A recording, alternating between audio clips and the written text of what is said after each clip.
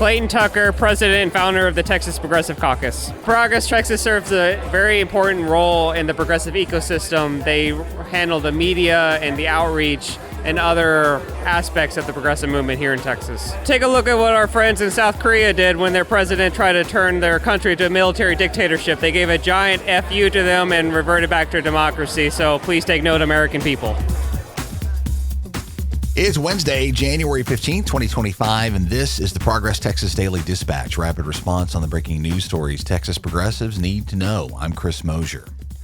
High drama has been expected of the 89th Texas legislative session, and day one yesterday did not disappoint. Progress Texas staffers were on hand for opening day and had the great pleasure to observe the confused disappointment among the throng of bussed-in GOP hardliners in their No Democratic Chairs t-shirts as the Texas Republican Party's hand-picked endorsee for House Speaker David Cook of Mansfield lost big on just the second vote to Dustin Burrows of Lubbock. Threats of primary challenges and party censure were either insufficient to dissuade or maybe were actually the inspiration for 36 Republican members to defy their party's leadership and scuttle their plans for a complete marginalizing of the Democratic minority.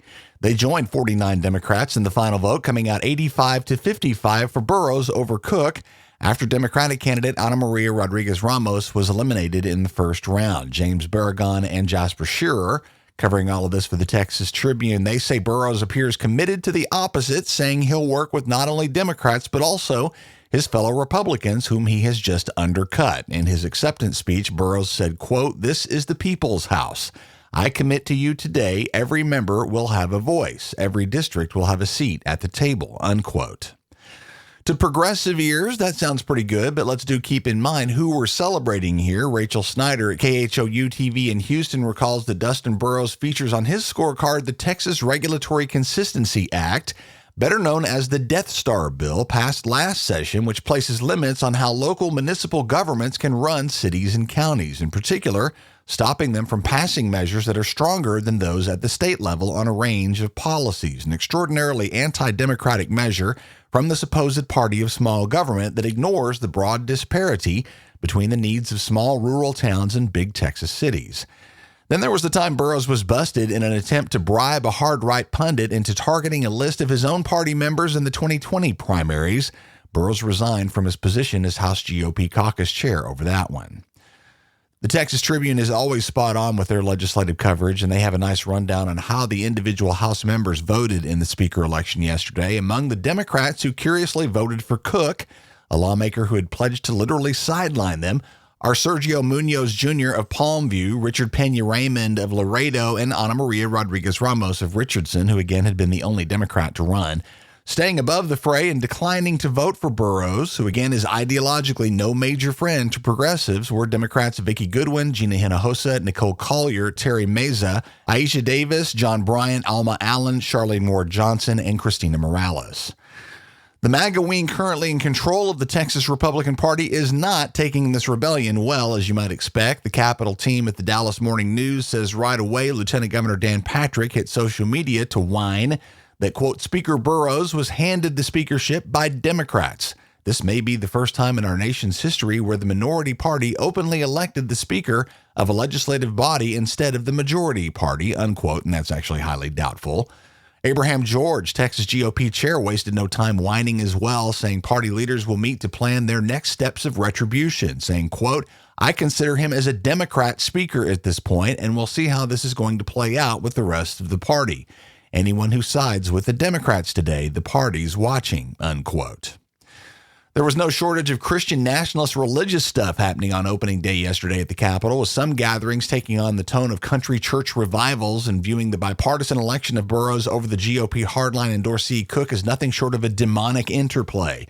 Robert Downen at the Texas Tribune via KSAT-TV in San Antonio says one such event was hosted by Landon Schott, pastor of the notoriously hard-right activist Mercy Culture Church of Fort Worth, whose followers laid hands on the Capitol walls to ward off evil spirits, while the aforementioned GOP party chair Abraham George told another gathering nearby, quote, there is no separation between church and state.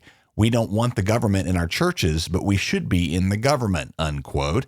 Downing cites polling from the Public Religion Research Institute finding that more than half of Republicans fit the mold of Christian nationalism, including the belief that the U.S. should be a strictly Christian nation, with about half of those folks okay with having an authoritarian leader who asserts Christian dominance over American society.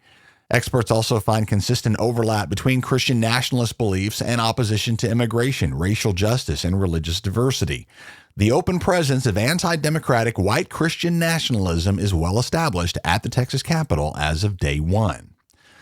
With that, we want to offer congratulations to Dallas State Representative Venton Jones, who, in great contrast to those messages of moralistic oppression, chose the floor of the Texas House just moments after he was sworn in to take a knee and propose marriage to his longtime partner, Gregory Scott Jr.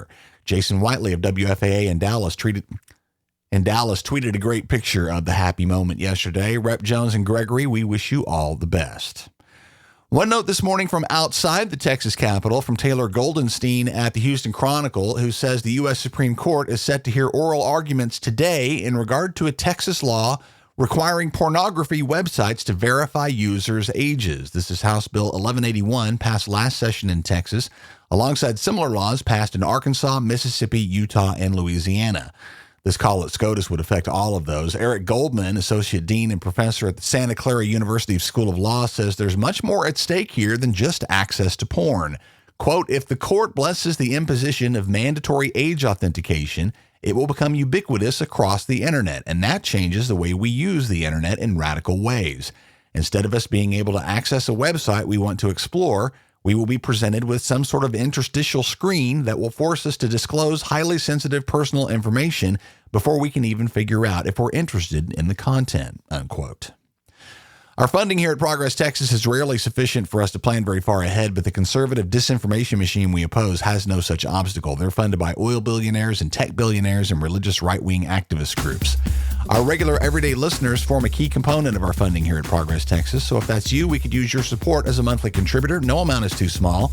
Go to progresstexas.org/donate. Thanks to Jacqueline Thomas, Timothy Mahoney, and Marley McKenzie, all of whom have joined the team lately. We appreciate all of you. While you're at the website, make sure and hit our web store for the merch to match your progressive values. Y'all means all, Revolution, and our most popular Humans Against Ted Cruz t-shirts, all union printed right here in Texas, waiting for you there, and lots more, all at progresstexas.org. That's the Progress Texas Daily Dispatch for this Wednesday, January 15th, 2025. Links to all these original stories can be found in our show notes. Progress Texas is a nonprofit, rapid response media organization promoting progressive messages and actions. While campaigns come and go, we're the permanent home for progressive media and action in the Lone Star State. I'm Chris Mosier. Thanks for listening. Have a great day. We'll see you again tomorrow morning.